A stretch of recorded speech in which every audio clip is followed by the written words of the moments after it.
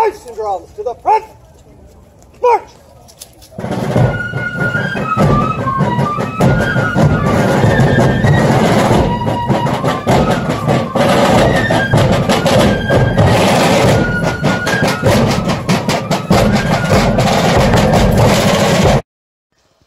The fife and drum corps was once a crucial part in combat. Dating back to the early 16th century, fifes were used to provide music for military men, usually playing the songs of their homeland. Drums have been used since before the birth of Christ to set the marching beat for soldiers to follow, as well as motivate. Together, the fifes and the drums in musical warfare have been used to change the field of battle.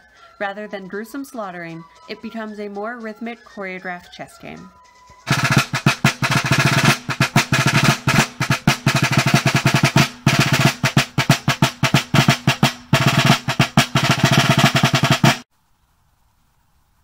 The fife and drum corps throughout the 18th and 19th century were used for a number of things. One, you would have about 8 to 10 companies of men that create a regiment. A regiment, like I portray the 21st Georgia, they had 9 companies. Each company would have 2 fifers and 2 drummers assigned to it. So when the regiment all came together, they would create a military type band. It was a fife and drum corps. They would have about 20 members. Now, in camp, these individuals would be used to signals. Wake up, go to sleep, chow, medical call. All these were different calls used during the day. Now, when they moved on to marching, each march has a different cadence. From personal experience, marching to a fife and drum corps is so much easier than marching to nothing. The fife and drum corps, the cadence, the beat, and the overall musicianship of the fife and drummers created great morale throughout the ranks, and these guys would march 20 to 30 miles a day. While on march, these gentlemen would actually sing to the fife and drum. The army would actually sing to the fife and drum tunes that were being played. The morale would go sky high, and they would go 20 to 30 miles in a day, sometimes marching directly into a battle. So the fifes and drums were so important to the morale, to everything in the army.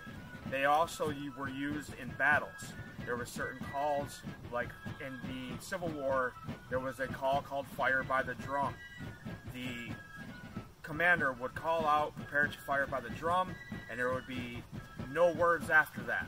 The drummers would start, play 3 distinct cadences, and at the end, the entire army would shoot their guns, and they would do it again and again and again, because on a battlefield, it was so incredibly loud, and our voices can only carry so far.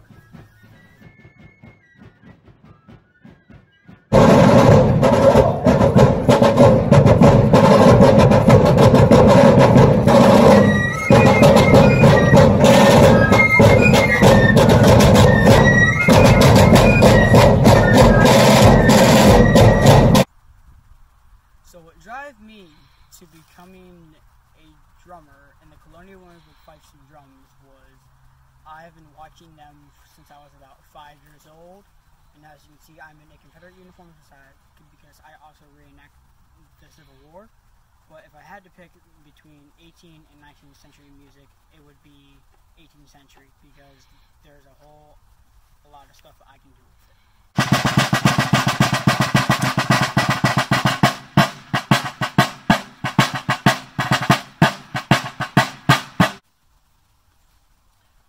As I was in boot camp in 1999 for the United States Navy, we had this guy called an A-Rock. He would call out a cadence, like a 1, 2, 1, 2, 3, 4. All of that goes back to fifing and drumming. Now, thinking about it, as a former military member, thinking about honoring these guys, what they went through, the 20 to 30 mile marches per day that they went through, being separated from their families, the fifing and drumming part of it, raising the morale, it's the same aspect as it was back then. We play songs in camp. We do it for the morale of the troops. It's just a very, very cool thing when you play and all these different reenactors are screaming like joyously at what you're playing. It sends chills up your spine, and there's nothing like it.